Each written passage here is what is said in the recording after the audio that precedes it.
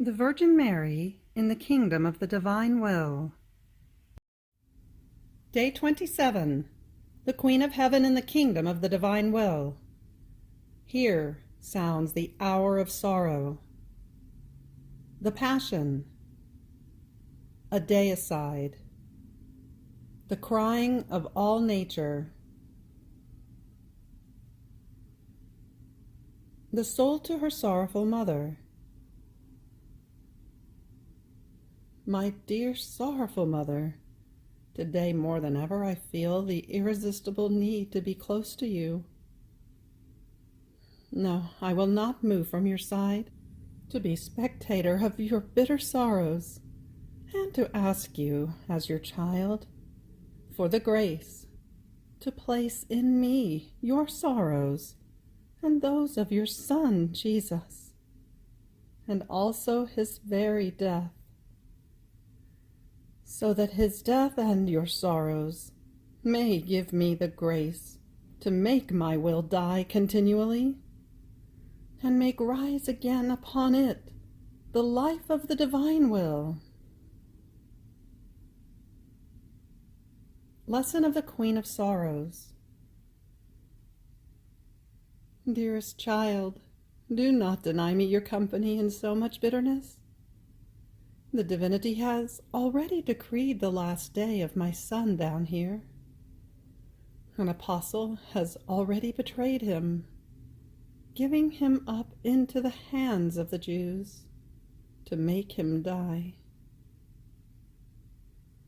My dear son, taken by excess of love, and not wanting to leave his children, whom he came to search for upon earth with so much love, has already left himself in the sacrament of the Eucharist, so that whoever wants him may possess him. So the life of my son is about to end, and he is about to take flight to his celestial fatherland. Ah, dear child, the divine Fiat gave him to me, and in the divine Fiat I received him. And now, in the same Fiat, I give him back. My heart is torn. Immense seas of sorrows inundate me. I feel life leaving me because of the atrocious spasm. But nothing could I deny to the divine Fiat. On the contrary, I felt disposed to sacrifice him with my own hands, had it wanted it so. The strength of the divine will is omnipotent, and I felt such strength by virtue of it, that I would have contented myself with dying, rather than deny anything to the divine will. Now, my child, listen to me. My maternal heart is drowned with pains. Just thinking that my son, my God, my life, must die is more than death for your mamma. Yet I know I must live. What torment, what deep gashes form in my heart, piercing it all the way through with sharp swords. Yet, dear child, I grieve in saying this, but I must say this to you. In these pains and deep gashes, and in the pains of my beloved son, there was your soul, your human will. Since it would not let itself be dominated by the will of God, we covered it with pains. We embalmed it. We fortified it with our pains, so that it would dispose itself to receive the life of the divine will. Ah, if the divine Fiat had not sustained me and continued its course with infinite seas of light, of joy, of happiness, alongside the seas of my bitter sorrows, I would have died as many times for as many pains as my dear son suffered. Oh, how tortured I felt when he made himself seen for the last time, pale, with a sadness of death on his face, and with trembling voice, as though wanting to burst into sobs, he told me, "Goodbye, Mamma. Bless your son and give me the obedience to die. My divine fiat and yours made me be conceived, and my divine fiat and yours must make me die. Hurry, oh dear Mamma, pronounce your fiat and tell me, I bless you, and I give you the obedience to die crucified. So does the eternal will want, and so I too want." My child, what a blow to my pierced heart! Yet I had to say it, because there were no forced pains in us, but all voluntary. So we blessed each other, and exchanging that gaze which is not able to detach any more from the beloved, my dear son, my sweet life, departed. And I, your sorrowful Mamma, stayed. But the eye of my soul never lost sight of him. I followed him into the garden, in his terrible agony, and oh, how my heart bled in seeing him abandoned by all, even by his most faithful and dear apostles.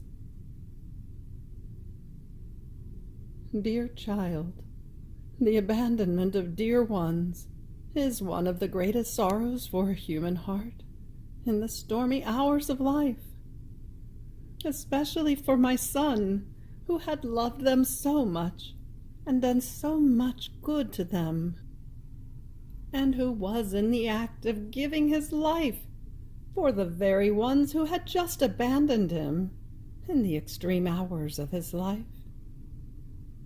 Even more, they had run away. What sorrow! What sorrow! And I, in seeing him agonize and sweat blood, agonized together with him, and sustained him in my maternal arms. I was inseparable from my son. His pains were reflected in my heart, liquefied by sorrow and by love, and I felt them more than if they were my own. So I followed him the whole night.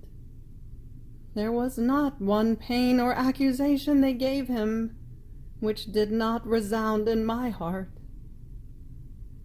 But at the dawn of the morning, unable to endure any longer, accompanied by the disciple John, by Magdalene, and other pious women, I wanted to follow him step by step, also corporally, from one tribunal to another. My dearest child, I heard the roaring of the lashes that fell upon the naked body of my son. I heard the mockeries, the satanic laughter, and the blows they gave him on his head when they crowned him with thorns. I saw him when Pilate showed him to the people, disfigured and unrecognizable. I felt deafened by the "Crucify him, crucify him." I saw him take the cross upon his shoulders, exhausted, panting, and I, unable to refrain, hastened my step to give him my last embrace and to dry his face all wet with blood. But no, there was no pity for us. The cruel soldiers pulled him by the ropes and made him fall. Dear child, what harrowing pain, not being able to help my dear Jesus in so many pains. Every pain opened a sea of sorrow in my pierced heart. Finally, I followed him to Calvary, where amid unheard of pains and horrible contortions, he was crucified and lifted up on the cross. Only then was it conceded to me to be at the foot of the cross, to receive from his dying lips the gift of all my children, and the right and seal of my maternity over all creatures. Shortly after, amid unheard of spasms, he breathed his last.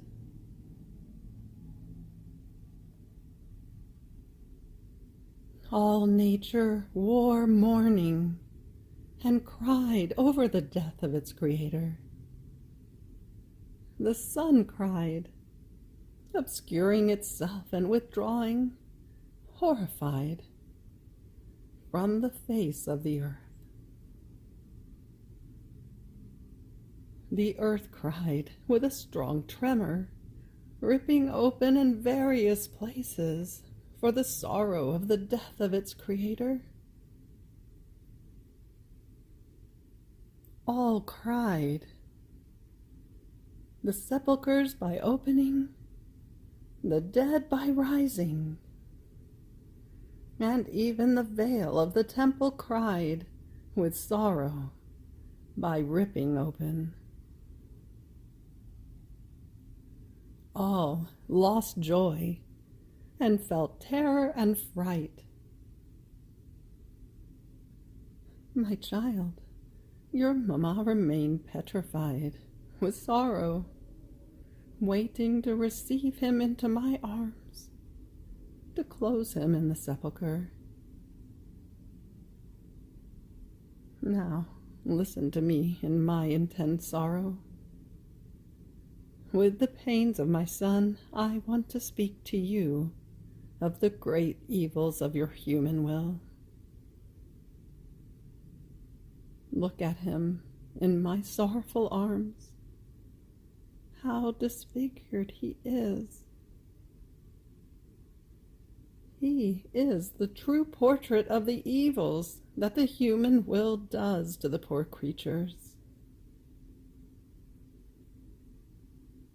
My dear son wanted to suffer so many pains in order to raise this will again, fallen into the abyss of all miseries. Each pain of Jesus and each one of my sorrows called it to rise again in the divine will.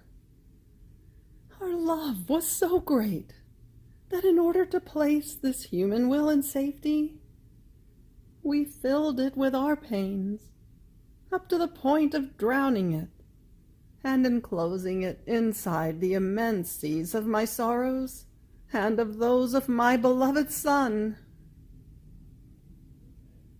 Therefore, on this day of sorrows for your sorrowful mother, and all for you, in return, give me your will into my hands, that I may enclose it in the bleeding wounds of Jesus, as the most beautiful victory of his passion and death, and as the triumph of my most bitter sorrows. The soul. Sorrowful mamma, your words wound my heart, and I feel myself dying in hearing that it was my rebellious will that made you suffer so much. Therefore I pray you to enclose it in the wounds of Jesus, that I may live of his pains and of your bitter sorrows.